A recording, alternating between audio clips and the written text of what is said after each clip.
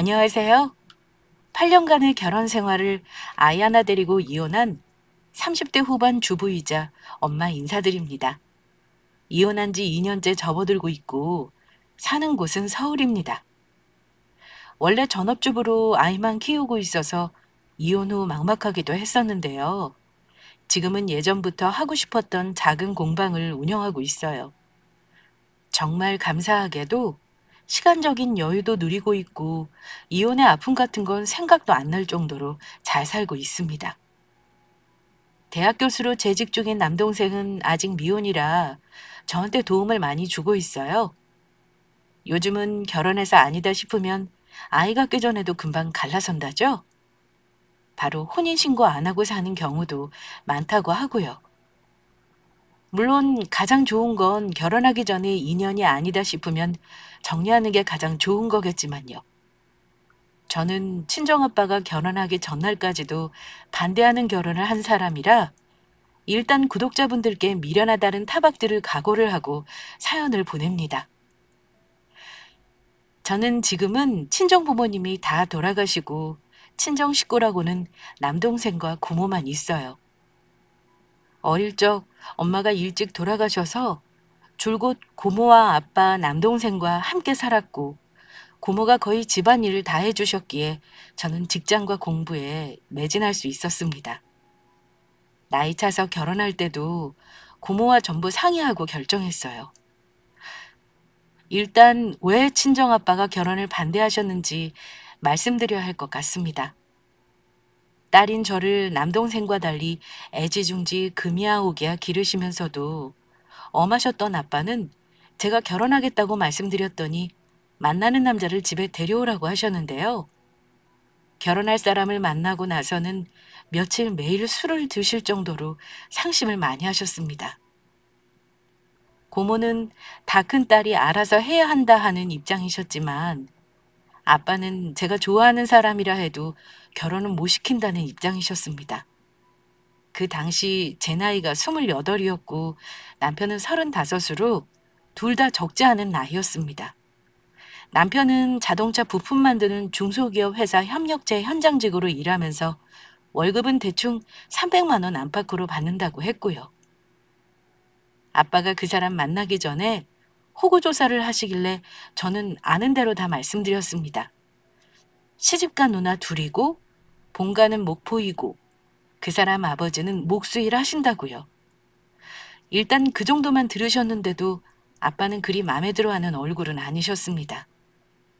하지만 실제로 만나보면 아빠도 생각이 달라질 거라고 믿었는데요. 보기 전에도 그렇고 보고 나서도 마음이 달라지지 않으셨습니다. 자네 나이가 적은 나이가 아닌데 결혼하면 살 집은 어찌할 건가? 전세 정도는 얻을 수 있는 여유가 있는 건가? 아빠의 걱정스러운 물음에 그 당시 남편은 이렇게 대답했습니다. 사실은 저희 집에 작년까지 우환이 좀 있었습니다. 아버지가 갑자기 아프시는 바람에 제가 모은 돈으로 도와드릴 수밖에 없었거든요. 물론 지금은 괜찮아지셔서 더 돈 들어갈 일은 없습니다만 제가 다시 시작하느라 많이 힘들었습니다. 집은 다행히 살고 있는 빌라 전셋집이 아직 계약 기간이 좀 남아서요. 장인어른만 허락하시면 거기서 살다가 돈 열심히 모아서 계약 끝나면 좋은 아파트로 이사 가고 싶습니다. 그래? 뭐 그건 결혼 결정하고 나서 고민해도 늦지 않을 테고. 그럼 자네 부모님은 자네 결혼하는데 많이 보태주실 형편은 안 되시는가? 두 분은 지금 편안하신 거고? 저희 부모님도 형편이 그리 좋지는 않아서요. 아마 결혼은 오롯이 제 힘으로 해야 할 듯 싶습니다. 물론 제가 부모님 따로 드리는 돈도 없고요. 저희는 각자 알아서 살자는 주의거든요. 다행히 누나들이 근처에 사니까 자주 들여다보고는 합니다. 저는 여기 사니까 자주는 못 가고요. 저희 부모님은 저만 잘 살면 되지 아들 오라가라 하는 분들은 아니라서요. 걱정하지 않으셔도 됩니다. 그런가? 자네 집안의 아들, 자네 하나인데 설마 그러시려고? 일단 알겠네. 나는 아직 결혼이 미덥지 않네마는 우리 딸이 저렇게 고집을 부리니 어쩌겠나. 일단 천천히 생각을 좀 해봐야겠지. 장인어른, 결혼 준비 완벽히 해놓고 시집장가 가는 사람이 몇이나 있겠습니까? 부족하면 부족한 대로 하고 둘이 빨리 시작하는 게 중요한 거 아니겠습니까? 제가 부족해 보이는 거 저도 압니다. 하지만 허락해 주시면 제가 꼭 공주 대접해주고 살겠습니다, 장인어른. 공주 대접은 무슨... 결혼하면 우리 딸도 나가서 같이 벌어야 할 것 같은데 몸종이나 안 되면 다행이지. 아직 우리 딸은 결혼할 준비가 안 된 것 같은데 말이야. 아빠는 제가 아직 결혼 준비가 안 되어 있다는 말씀을 하셨는데요. 사실 마음의 준비가 안 된 건 제가 아니라 아빠였던 것 같습니다. 그날 고모와 남동생은 아빠와 달리 남편을 마음에 들어 했는데요. 아빠는 얼굴 보고 나서도 저에게 이렇게 말씀하셨습니다. 이런 말 한다고 서운해하지 말고 혹시 너 다른 사람 소개해 줄 테니까 한번 만나볼 테냐? 아빠, 그건 만나는 사람한테 예의가 아니죠. 헤어지고 만난다면 모를까요? 전 싫어요. 너는 아빠가 볼 때 너무 경험이 없어. 모든 일이 경험이 얼마나 중요한지 아니? 그건 남자 만나는 것도 마찬가지야. 나는 네가 진지하게 만난다는 사람은 그놈이 처음인 게 불안하다. 솔직히 우리 집에 비해 조건이 좋은 것도 아니지 않니? 아빠는 네가 너랑 비슷한 가정환경 가진 남자 만나서 곱게 살길 바라는데 그게 어려운 일이냐? 아빠, 내가 결혼해서 험하게 살 일이 뭐가 있다고 일어나지도 않은 일을 벌써 걱정하고 그래요? 아까 보셨잖아요. 그 사람 성격도 서글서글하고 외향적이고 어른들한테도 잘하는 사람이에요. 무엇보다 저한테도 잘해주고요. 제가 좋아하는 사람이랑 결혼해야 행복한 건데 아빠는 왜 아빠 마음에 드는 사람을 저한테 강요하려고 하세요? 네가 아직 뭘 모르는구나. 어른이 반대하는 건 다 이유가 있는 거야. 네가 순진해서 뭘 잘 모르는 거야. 남자끼리는 서로 다 알아본다. 아빠가 볼 때는 순진한 부잣집 딸 구워 삶아서 어떻게든 결혼하려고 하는 놈으로밖에는 안 보여서 그래. 아빠는 직접 얼굴을 보고 나서도 저에게 다른 사람을 만나보라는 말까지 하셨습니다. 물론 저는 거절했고요. 그때는 눈에 콩깍지가 단단히 씌었던 때라 아빠는 물론이고 주변 사람들 조언이 하나도 귀에 들어오지 않을 때였습니다. 아빠가 하시는 말씀과 걱정을 다 알면서도 저는 왜 그 사람과 끝내 결혼을 하겠다고 고집을 부렸는지 모르겠습니다. 아빠가 속상해하는 결혼은 하고 싶지 않고 이성적으로도 아빠 말씀이 맞다는 걸 아는데도 결혼할 그 사람을 생각하면 그냥 지금처럼 큰 욕심 안 부리고 맞춰가면 잘 살 수 있을 것 같았습니다. 제가 결혼 전 아빠 반대를 이렇게 길게 말씀드리는 이유는요. 결론적으로는 모두 아빠 말씀이 맞았기 때문입니다. 이혼한 지금 돌아보니 아빠가 왜 그리 전 남편을 반대했는지, 아빠는 제가 못 봤던 그 사람의 다른 면을 어찌 보신 건지 참 그 해안이 대단하다는 생각이 듭니다. 어쨌든 저는 친정아빠 가슴에 대못 박으며 결혼을 했습니다. 결혼하자마자 뭐가 그리 급했는지 아이도 빨리 가졌고요. 시댁은 지방이라 멀기도 했고 시가 식구들은 저한테 잘해주셨습니다. 결혼 전 찾아뵀을 때랑 상견례 할 때 무조건 아들이 저에게 잘할 거라고 하신 분들이었어요. 결혼 준비하면서 제가 넉넉한 집안 딸이라는 걸 아시고는 저를 함부로 대하지도 않으셨고요.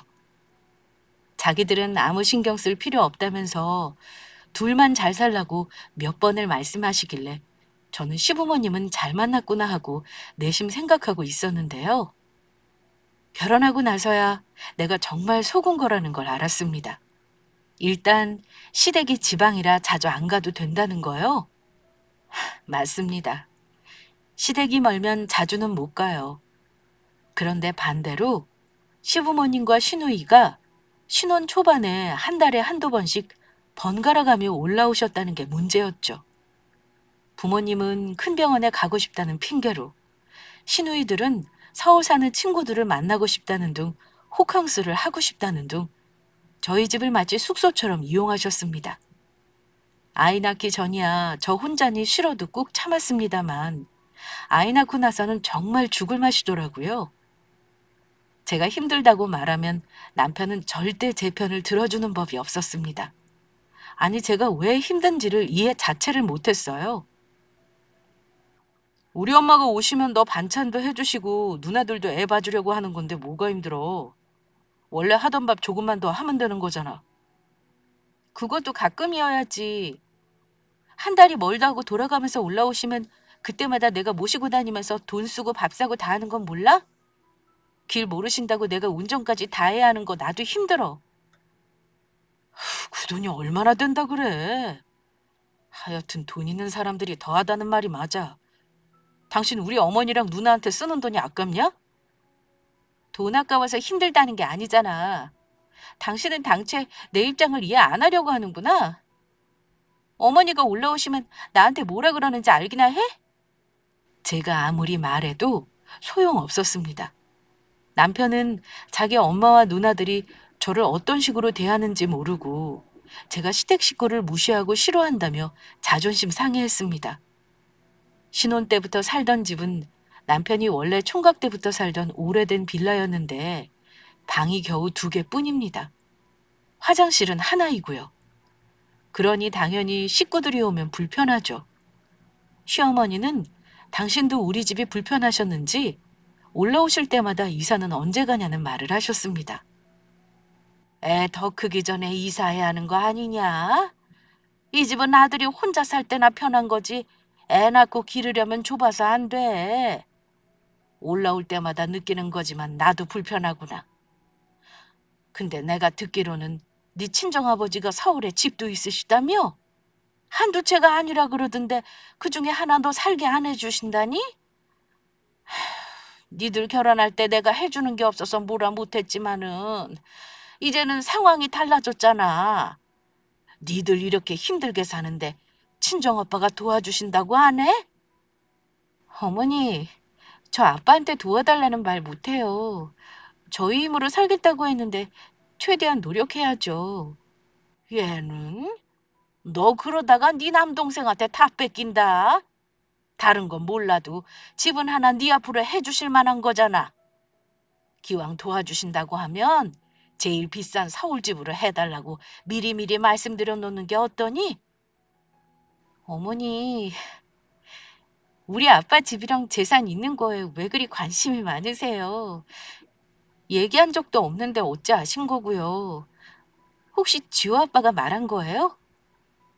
아범 말로는 네 친정아빠가 안 그래 보여도 상당한 재산가라고 하던데 돈 한 푼 쉽게 안 쓰게 생긴 양반인데 참 대단하시네.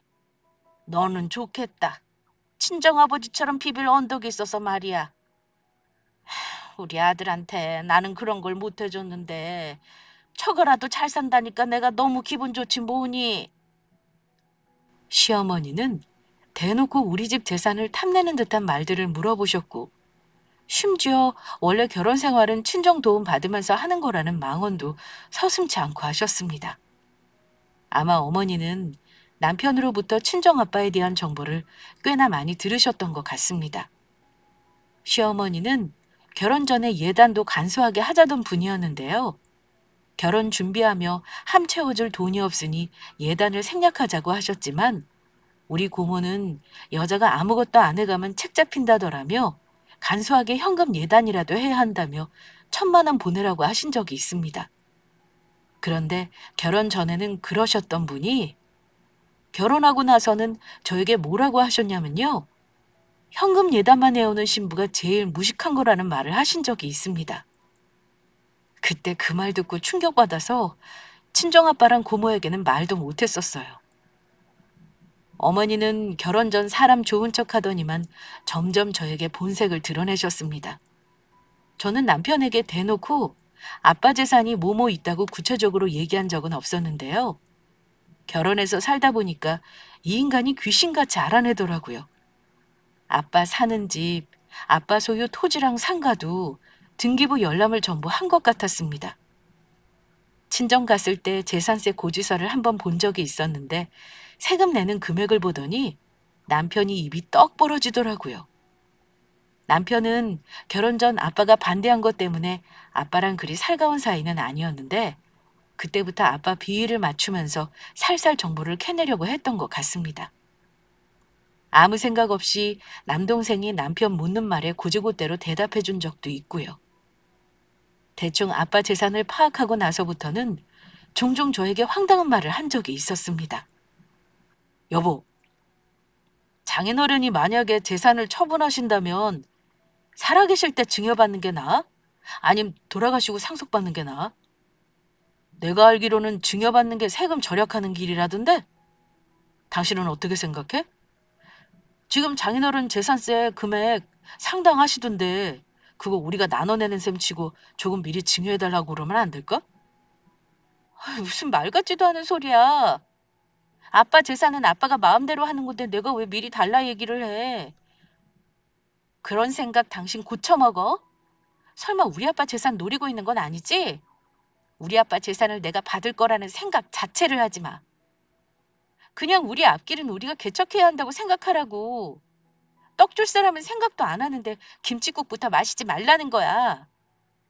야, 그럼 부모가 자식한테 재산 주고 가지 누구한테 주냐? 내가 당신 아빠 재산 탐내는 게 아니라 현실적으로 조언해 주려고 하는 거야. 당신이야말로 사람 속물로 만들지 마. 문제는 저한테만 저런 말 같지도 않은 소리를 한 게 아니라 아빠한테도 종종 아빠 재산을 전체적으로 관리해서 세금 절약을 해주겠다는 둥 헛소리를 했더라고요. 그러다가 일이 터진 건 살던 집에서 나가야 할 일이 생겼을 때였습니다. 집주인이 계약 기간 만료되면 들어와 살겠다고 해서 연장도 못하고 나가야 하는 상황이었는데요. 저는 신혼집으로 살던 집 전세가 남편이 전부 마련해 놓은 돈인 줄 알았습니다. 그런데 알고 보니 전세자금 2억 5천 중 70%가 대출이었습니다. 한창 집값이고 전세고 오를 때라 제가 가진 돈 보태봤자 대출을 더 받아야 할 판이었고 저는 아이 때문에 회사도 관둔 상태였으니 너무 힘들더라고요. 여차면 아이 데리고 월세를 살아야 할 판이었고요. 그러다가 고민 끝에 정말 아빠에게 손을 벌리기 싫었지만 상황을 털어놓았습니다. 그랬더니 아빠는 생각보다 너무나 쉽게 저를 이해해 주셨습니다. 그렇게 힘들면 아빠한테 진작 말했어야지. 혼자 얼마나 속을 끓였니? 김서방 이놈은 왜 솔직히 말을 처음부터 안 한 거야? 지가 해결 못할 거면은 어디서 빚이라도 끌어와서 너랑 애를 책임져야 할 거 아니냐? 아빠, 이제 와서 그런 말이 무슨 소용이에요. 닥친 건 일단 해결해야죠. 저는 대출 안 받고 가진 돈으로 월세 들어갈 생각도 했는데 그러면 생활비가 문제고 이래저래 너무 골치가 아파요. 월세라니? 그럴 필요 없어. 애 데리고 월세 전전하는 꼴은 아빠가 못 본다. 아빠가 마침 2달 뒤에 계약 끝나는 집이 있다. 김서방 직장에서도 가까우니까 거기 들어가서 자리 잡을 때까지만 살아. 대신 명의는 아빠한테 놔둘 거니 그렇게 알아라. 내가 너한테 주고 싶어도 못 줘. 줬다가는 김서방 이놈이 가만히 안 놔둘 게 분명하거든. 저는 아빠가 무슨 걱정을 하시는지 충분히 알고도 남았습니다. 아빠한테 너무 죄송하더라고요. 아무리 결혼을 반대하셨어도 속으로는 제가 행복하게 살기를 바라셨을 텐데 제가 친정에 도움 청하는 거 보고 가슴이 찢어지셨을 겁니다. 아빠 도움으로 저는 집 문제를 무사히 해결했습니다. 열받는 건 제가 혼자 소갈이 하는 동안 남편은 아무런 노력을 안 했다는 겁니다. 제가 집 문제를 아빠에게 도움받기로 했다고 말했을 때 한다는 말이 거봐, 당신이 말하니까 장인어른이 도와주시잖아. 내가 이럴 줄 알고 가만히 있었던 거야. 근데 여보, 그 아파트 시세 엄청난 거 아니야? 서초동이면 장난 아닐 텐데 나중에 살다가 우리한테 주신대?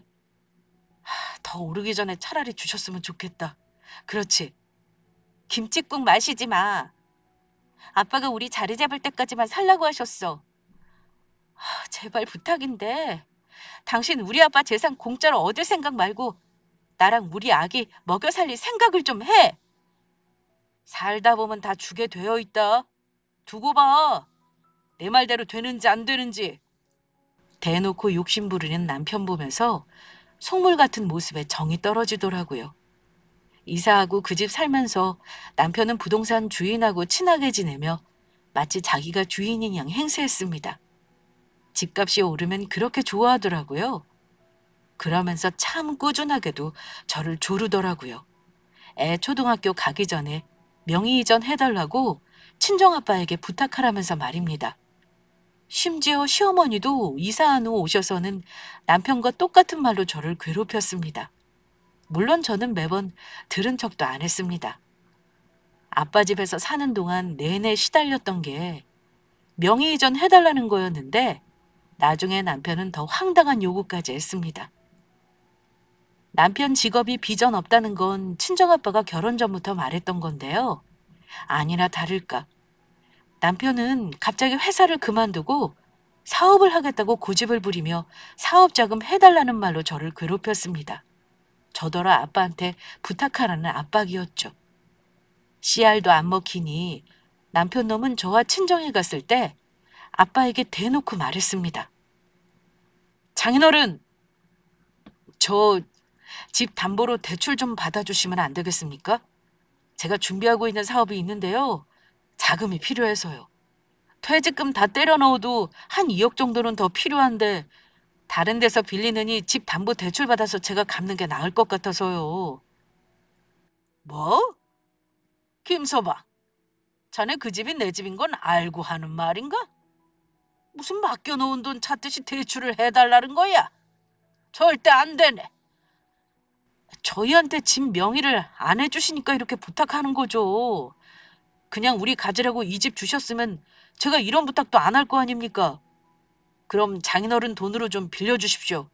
제가 다달이 이자까지 쳐서 갚을게요. 한 번만 도와주세요.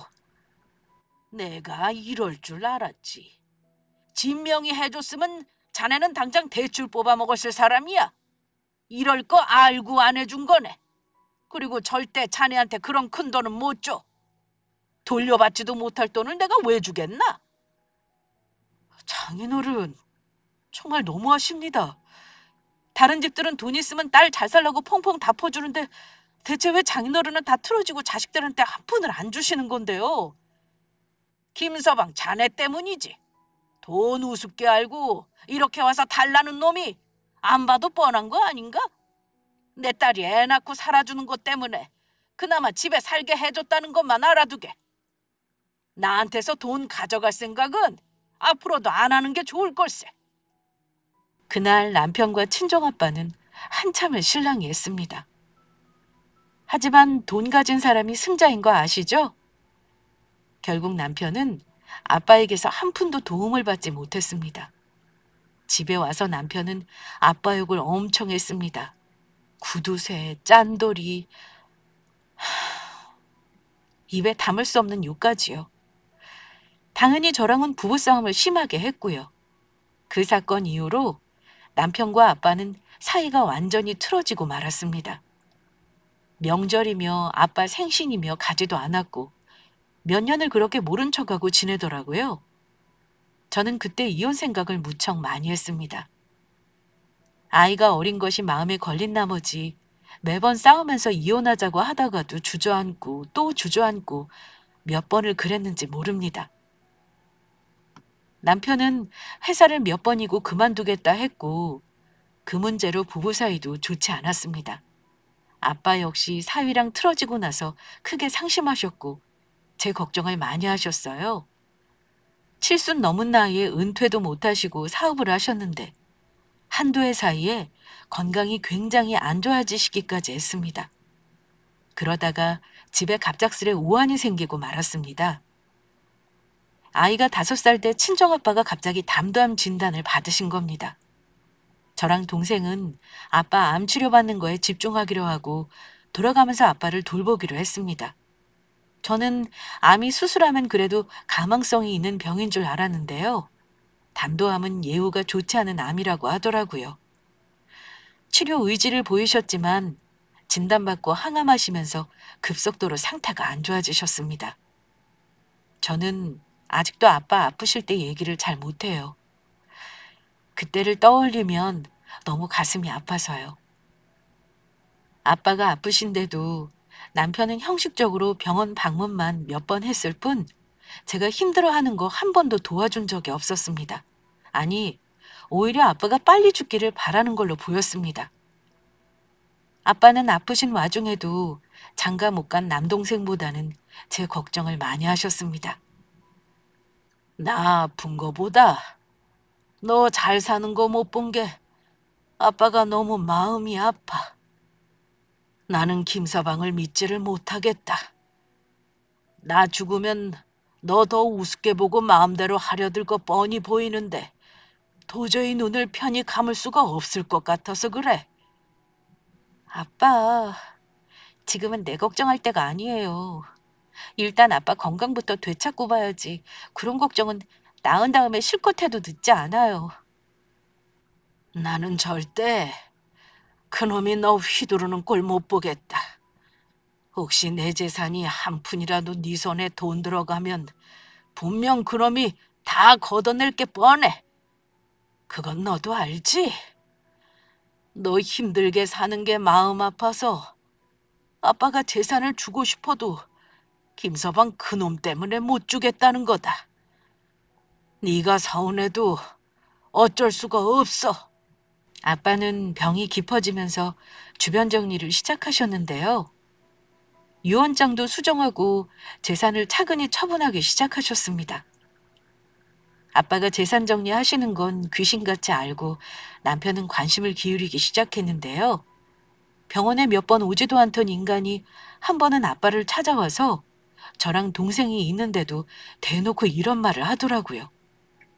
장인어른, 나중에 돌아가시고 나면 자식들이 재산 싸움하지 않게 정신 온전할 때 재산 좀 정리해 주세요.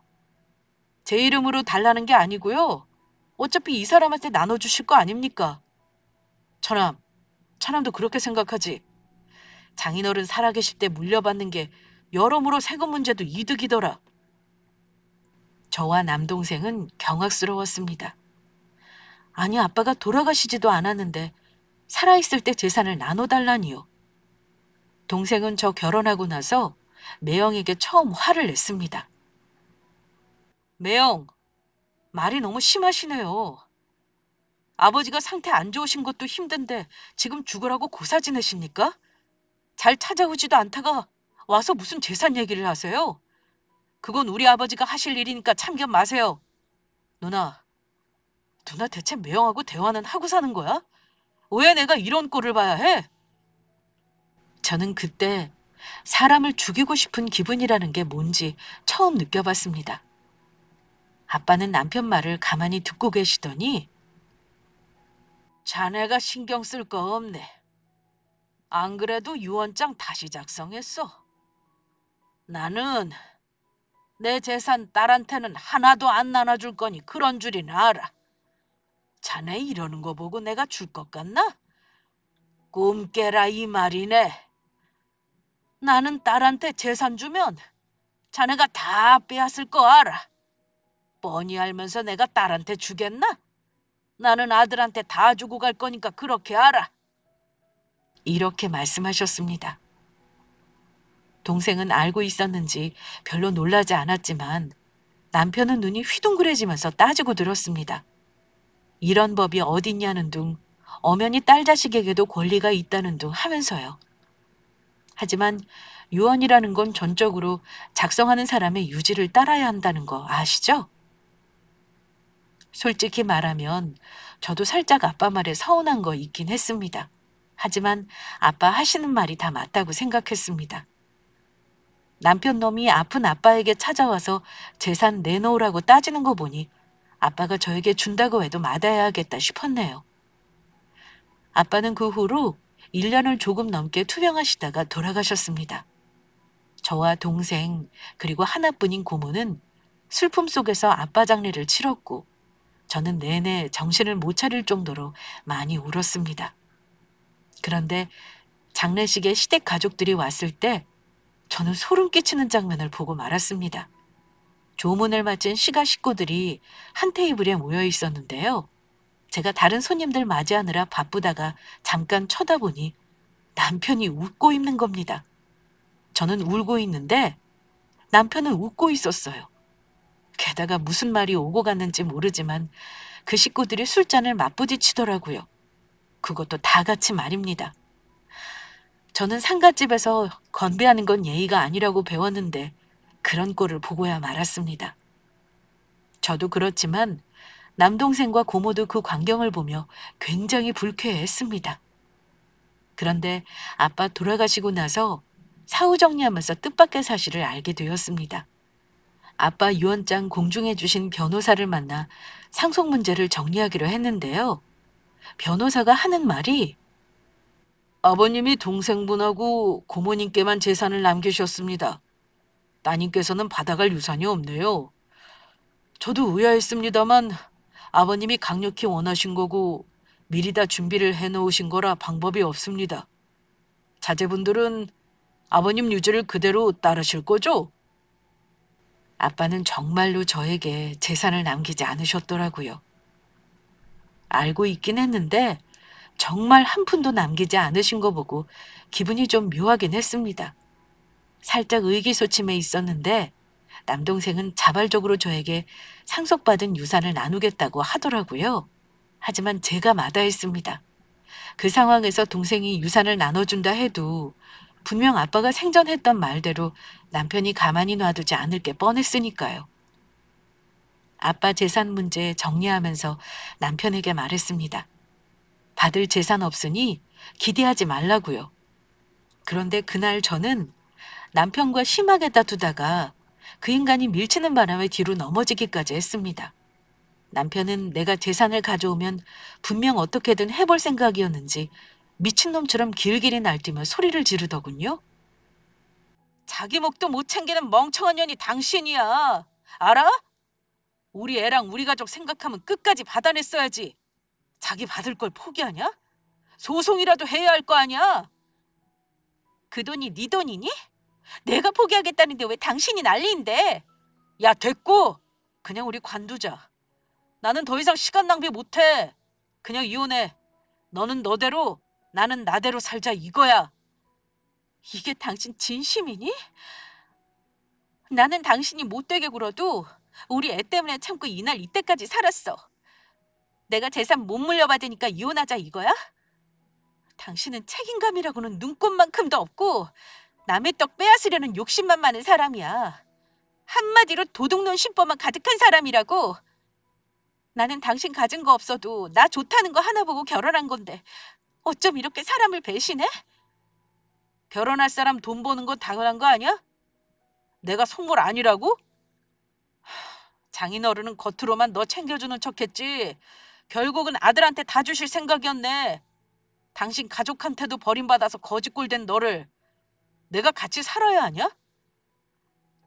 그동안은 받을 재산 생각해서 꾹 참은 거야. 다 짜증나니까 이혼해 이혼! 남편 놈은 제가 유산이 없다고 하니 결혼을 유지하지 않겠다고 하더군요. 애는 안중에도 없었고요. 저는 남편 속내를 그날 한 번 더 확인한 셈이었습니다.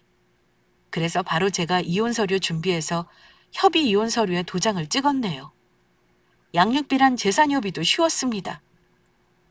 애는 당연히 제가 키우는 것이고 나눌 재산도 몇 푼 되지도 않았으니까요. 아빠 명의 집에서 저는 계속 살기로 했고 남편 놈은 이혼 전 진즉에 짐을 싸서 나갔습니다. 웃긴 건 이혼할 때는 정말 냉정하게 망설이지도 않고 일사천리로 진행하더군요. 숙려 기간을 거쳐 남편과 저는 6개월 만에 남남이 되었습니다. 힘든 이혼 과정 동안 제 남동생과 고모가 옆에서 힘이 되어주셨어요. 주변 정리가 대충 끝날 때쯤이었는데 어느 날 남동생이 그러더라고요. 누나, 오늘 변호사님 좀 만나기로 했는데 시간 되지? 변호사님? 그 인간이랑 소송하는 것도 없는데 왜? 글쎄, 이따가 만나보면 알아. 남동생은 무슨 일인지 싱글거리며 말하더라고요. 갑자기 웬 변호사? 하며 마지못해 남동생에게 이끌려 변호사 사무실에 갔는데요. 예전에 아빠 유언장과 상속 문제를 처리해 주신 그 변호사님이셨습니다. 저를 보시더니만 웃으시면서 이러시더라고요. 이혼하셨다는 말은 들었습니다. 그동안 마음고생 참 많으셨겠네요. 네, 지금은 뭐 오히려 결혼했을 때보다 마음이 편하네요. 동생이 도와주고 있어서 미안할 뿐이죠. 근데 제가 아직 경황이 없어서 아무것도 못하고 있어요. 오늘 보시자고 한 이유가 뭔지 물어봐도 될까요? 그러자 변호사님이 서류 더미와 함께 종이봉투 한 장을 내미시더라고요. 열어보시죠. 저는 대개 아버님이 대단한 분인 줄은 알았지만 이렇게 해안이 있는 분인 줄은 몰랐네요. 저는 무슨 말인지 영문을 모른 채 변호사가 내미는 봉투를 열었습니다. 그런데 봉투 안에 든 건 다름 아닌 아빠의 친필 편지와 제가 처음 보는 유언장이었습니다. 대체 이게 뭐죠? 아버님이 따님이 너무 걱정되셨는지 사위가 절대 모르게 해야 한다며 진짜 유언장은 따로 작성해 놓으셨어요. 이건 따님도 모르셨을 겁니다. 남동생에게만 돌아가시기 한 달 전쯤 말씀하셨고요. 아버님은 고모님께 남긴 상가 빼고 따님하고 남동생한테 정확하게 반반 재산을 나눠 놓으셨어요. 덕분에 남동생분이 그동안 도장 가지고 오가느라 고생 많이 하셨네요. 이제 정리가 다 돼서 말씀드리는 겁니다. 알고 보니 아빠는 제가 걱정되셔서 유언장을 이중으로 작성하시고는 저 모르게 진짜 유언장으로 집행을 하라고 변호사님께 부탁하셨던 겁니다. 누나 많이 놀랐지? 나도 말하고 싶었는데 그때 말하면 매형이 이혼 안 한다 그럴까 봐 참고 있었던 거야. 나도 참 누나 이혼하길 바라는 게 참 웃기더라. 이제 아무 걱정하지 마. 내가 도와줄 테니까 천천히 뭐 하고 싶은지 생각도 해봐. 동생 말을 듣고 그 자리에서 얼마나 울었는지 모릅니다. 저는 그것도 모르고 조금이나마 서운한 마음을 가졌던 게 너무 죄송하고 또 죄송했습니다. 아빠 편지에는 제가 이혼하더라도 아이와 둘이 사는데 평생 걱정 없을 거라는 말과 앞으로 힘내서 잘 살라는 당부의 말이 빼곡히 적혀 있었습니다. 또 생전에 내 앞에서 재산 안 주겠다는 말을 한 거에 대한 진심을 적어 놓으셨더라고요. 저는 아빠가 남긴 편지를 쥐고 한참을 울었습니다. 확인해 보니 아빠가 자리 잡을 때까지 살게 해주신 집은 이미 제 명의로 등기가 되어 있더군요. 그리고 제 앞으로 남겨놓으신 10억이 넘는 현금 자산과 주식도 받았습니다. 이혼하고 자존감이 바닥을 치던 때였는데 돈이 좋긴 좋더라고요. 저는 동생 말대로 제가 하고 싶은 일을 천천히 찾아보기로 했습니다. 7개월의 시간이 흘렀을 때였는데요. 저는 이혼 후 남편은 물론 시댁 식구들 소식 한 통 듣지 못했습니다. 그런데 양육비를 꼬박꼬박 붙이던 전 남편 놈이 처음 몇 달 빼고는 계속 양육비를 안 주더라고요. 문자도 했고 전화로도 재촉했지만 전 남편 놈은 일부러 그러는 건지 돈을 붙이지 않았습니다. 제가 돈이 없어서 받으려 하는 게 아니라 최소한 아빠로서 책임을 다하라는 거였는데 계속 응하지 않길래 어쩔 수 없이 회사로 찾아가기로 했습니다. 저는 가는 김에 최대한 좋은 옷을 입고 새로 산 최신형 벤츠를 타고 그 인간 회사 앞으로 가서 연락했습니다. 남편 놈은 제가 회사까지 양육비 받으러 왔다는 거에 놀란 듯 했습니다. 씩씩거리며 회사 주차장으로 나오더군요. 그러더니 다짜고짜 당신 미쳤냐? 내가 어련히 줄 때 되면 줄 거 아니야. 여기가 어디라고 찾아와? 나 긴 말 안 해? 당장 양육비 붙여. 돈 없어서 그런가 본데 월급 받아서 당신 설마 쓸데없는 데 쓰는 거 아니지? 다른 데 쓰는 건 관심 없는데 우리 아들 양육비는 제대로 붙이란 말이야. 최소한 아빠 도리는 하라고. 이번 달에 안 붙이면 다음번에는 당신 고소해서 경찰서에서 보게 될 거야. 알겠어? 저는 제가 할 말만 하고 제 차에 올라탔습니다. 그런데 제가 벤치에 올라타는 걸 본 그 인간이 놀란 듯 바뀌더라고요. 당신 이제 먹고 살만한가 봐? 나랑 이혼하더니 차가 외제차로 바뀌었네? 먹고 살만한 정도가 아니니까 샀겠지. 당신이랑 이혼하고 나서 사정이 좋아지더라. 전 남편의 의아한 얼굴을 보니까 저도 참 심보가 못 됐는지 한 방 먹이고 싶은 마음이 들더라고요. 이혼한 마당에 무서울 것도 없겠다 싶어서 저는 전 남편 얼굴을 똑바로 쳐다보며 말했습니다. 당신이랑 이혼하고 나서 아빠가 나한테 남겨주신 재산이 따로 있다는 걸 알았거든. 평생 먹고 살 걱정 안 해도 될 만큼 말이야. 내가 하고 싶었던 공방 차리려고 준비하고 있고 당신이 그렇게 탐냈던 그 집도 이제는 내 거야. 나 돈 있다고 해서 양육비 안 줄 생각하지 말고 꼬박꼬박 붙여라. 저는 차문을 닫고 출발하려고 했습니다. 그때 갑자기 전 남편이 다급하게 차문을 붙잡더군요. 지호 엄마! 잠깐만. 오늘 잘 왔다. 내가 당신한테 꼭 할 말이 있었거든. 당신이 와줬으니까 내 할 말은 해야겠다. 사실은 나도 이혼하고 나니까 애도 보고 싶고 당신도 보고 싶고 너무 힘들더라. 당신이 재산 받았다고 해서 이러는 거 절대 아니야. 내 마음 절대 오해하지 말고 들어줘. 우리 애를 생각해서 그냥 다시 합치는 거 어때? 당신도 아들 혼자 키우는 거 만만치 않을 거야.